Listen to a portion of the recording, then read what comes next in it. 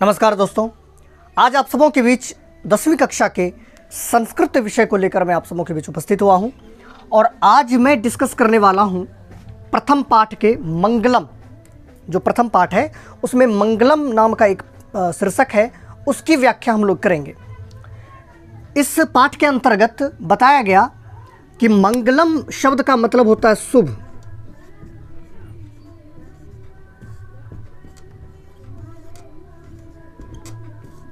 मंगलम शब्द का अर्थ होता है शुभ, मतलब अच्छा।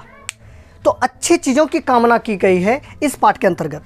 कहा उपनिषदः वैदिक वाङ्मयस्य अंतिम भागे दर्शन शास्त्रस्य सिद्धांतान् प्रकटयन्ति। सर्वत्र परम पुरुषस्य परमात्मनः महिमा प्रधानतया गीयते। तेन परमात्मना जगत व्याप्तम् अनुशासितं चास्ति। स एव सर्वेषां तपसाः परम लक्ष्यम्। अस्मिन् पाठे परमात्मपरा उपनिषदांग पद्यात्मकः पंचमंत्राः संकलिताः सन्ति।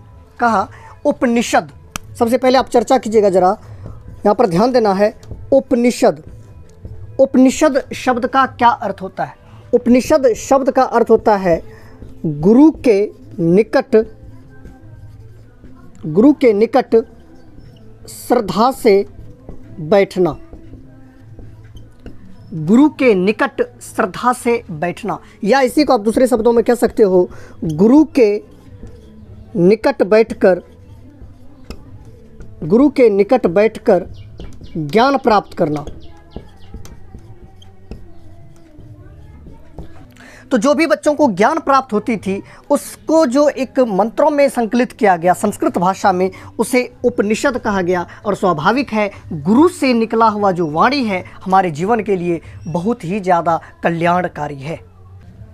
उपनिषद वैसे तो 108 हैं, 108 उपनिषद होते हैं। यदि आपसे पूछा जाए कितने उपनिषद हैं तो आप कहेंगे 108।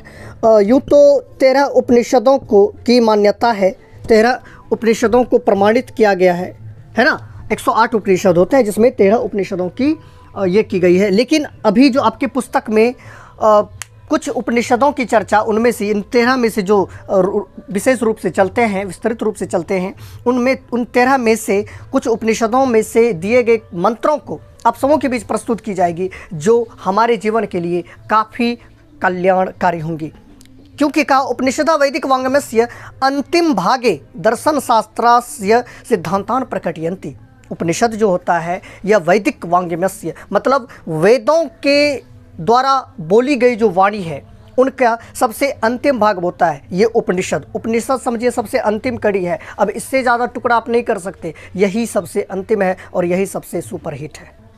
तो उपनिषद वैदिक वाङ्मय के अंतिम भाग को, उसके सिद्धांत को प्रकट करता है। सभी जगह परम पुरुष अर्थात परमात्मा के महिमा का गान किए जाते हैं। उन परमात्माओं का जो जगत में व्याप्त उनका जो अनुशासन होता है, उनका जो रूप होता है, वो सारे जगत में फैला हुआ है, सारे संसार में विस्तृत रूप से फैला हुआ है।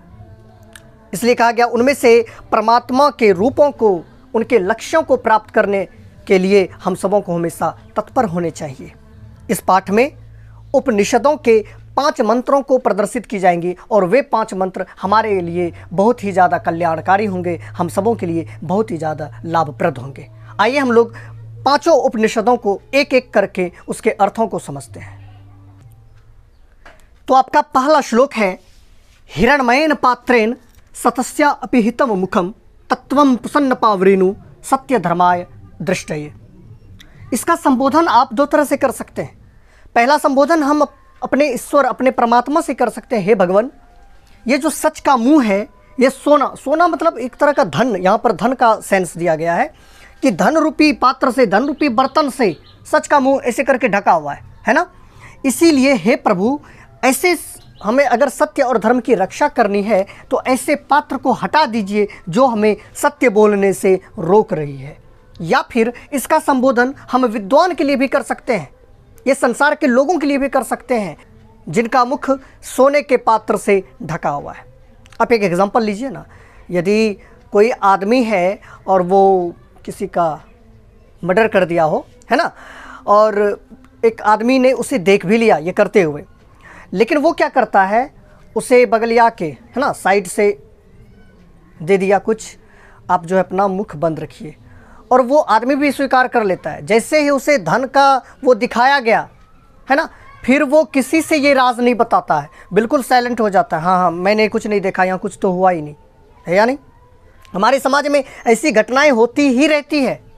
सरकार के द्वारा कुछ रुपये दी जाती है जनता की सेवा के लिए या कोई सड़क निर्माण के लिए, तो यहाँ आते आते वे रुपये अगर 1 लाख प्रदान की गई है तो यहाँ आते आते वही रुपये 50,000 40,000 में बदल जाती है।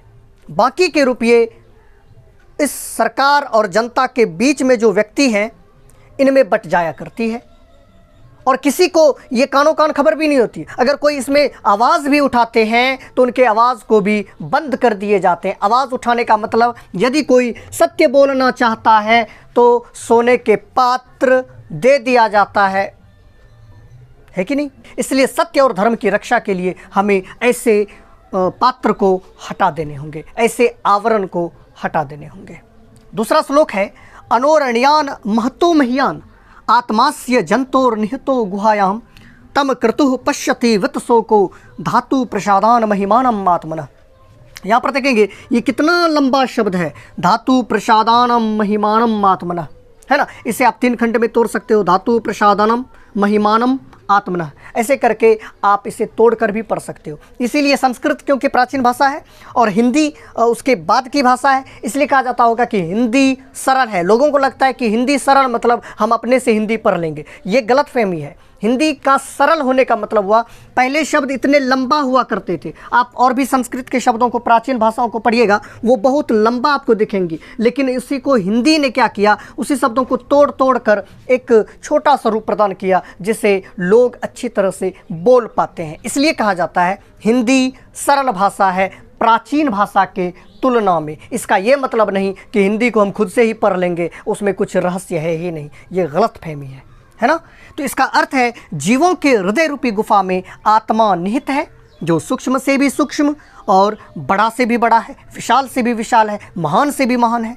इस आत्मा बोले तो परमात्मा का रूप होता है, अर्थात इस आत्मा बोले तो परमात्मा के दर्शन के लिए हमें शोक रहित, शोक मन चिंता रहित मन हट के हमें चिंता को छोड़ देनी चाहिए। फिर हम ऐसे आत्मा को, इस परमात्मा का दर्शन कर सकते हैं। स्क्रीनशॉट ले लीजिए। अब तीसरा श्लोक है, सत्यमेव जयते नानृतम सत्येन पंथा विततो देवयानः येना क्रमंतरिष्यो याप्त कामा यत्र तत् सतस्यम परम निधानम। कहा गया सत्यमेव, सत्य की ही जयते, जीत होती है, ना अनृतम। यहाँ पर अनृतम शब्द का मतलब होता है झूठ, ना कि झूठ की। सत्य की ही जीत होती है, ना कि झूठ की। सत्य से ही देवलोक का रास्ता प्रशस्त होता है। मतलब भगवान के लोक तक यदि हमें जाना है, भगवान की दुनिया तक यदि हमें जाना है, तो हमें सत्य को पालन करना होगा, सत्य के मार्ग पर ही चलना होगा। क्योंकि इन्हीं राहों पर तो चलकर ऋषिगण देवलोक को प्राप्त करते हैं। ऋषि लोग जो इतनी तपस्या करते हैं, वो क्या करते हैं, वो सत्य का ही मार्ग को चयन करते हैं। अब आप कहिएगा कि सत्य मार्ग को चयन करने के लिए वो दुनिया, ये मोह माया से क्यों दूर हो जाते हैं। देखिएगा, आप अगर मोह माया में रहते हैं तो झूठ आपसे कहीं ना कहीं बोला ही चला जाएगा, है ना, किसी ना किसी कारण। चाहे आप अपने स्वार्थ के लिए बोलिए, या फिर अपनी रक्षा के लिए बोलिए, या फिर किसी और की रक्षा के लिए बोलिए, आपको झूठ बोलना ही पड़ जाता है। यही अगर आप मोह माया से दूर चले जाते हैं, फिर झूठ हमें किसके लिए बोलना। यही कारण है कि ऋषि लोग तपस्या करते हैं। क्यों? क्योंकि वे सत्य को प्राप्त करना चाहते हैं, और सत्य को प्राप्त इसलिए करना चाहते हैं क्योंकि उन्हें देवलोक तक जाने हैं। अर्थात देवलोक तक भी जाने के लिए, भगवान तक ही भी पहुंचने के लिए हमें सत्य के ही मार्ग को चुनना होगा। फिर कहा गया, यथा नद्यः स्यन्दमानाः समुद्रे स्तम गच्छन्ति नाम रूपे विहाय तथा विद्वान नाम रूपाद विमुक्तः प्रात्म परम पुरुषम उपैति दिव्यम। का जिस प्रकार से नदियों का जल अपने नाम और रूप को त्याग कर समुद्र में मिल जाते हैं, ठीक उसी प्रकार विद्वान अपने नाम व रूप को त्याग कर परमात्मा से एकाकार हो जाते हैं। जैसे नदियों का जल है, नदियाँ बहती चली जा रही है और समुद्रों में जाके मिल गया।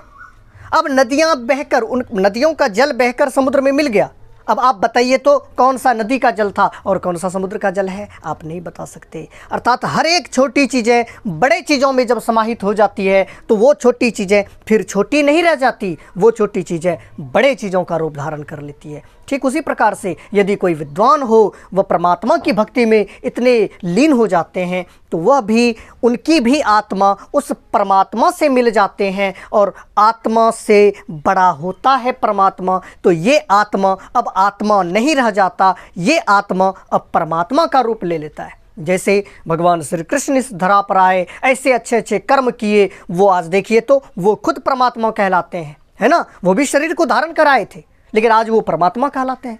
भगवान राम परमात्मा कहलाते हैं, संत कबीर परमात्मा कहलाते हैं, संत रविदास परमात्मा कहलाते हैं, गुरु नानक जी परमात्मा कहलाते हैं। इस तरह बहुत सारे ऐसे संत हुए हैं, ऐसे महापुरुष हुए हैं जो आज परमात्मा कहलाते हैं। वो भी शरीर को धारण कर आए थे, उनकी भी आत्मा थी जो इस संसार में हमारी आत्मा की तरह घूमती थी, लेकिन वे भी ऐसे विद्वता का परिचय दिए, उन्होंने ऐसे कल्याणकारी काम किए, ऐसे सत्यों के सहारे पर आगे की ओर बढ़े, आज वे भी परमात्मा कहलाते हैं। स्क्रीनशॉट ले लीजिए।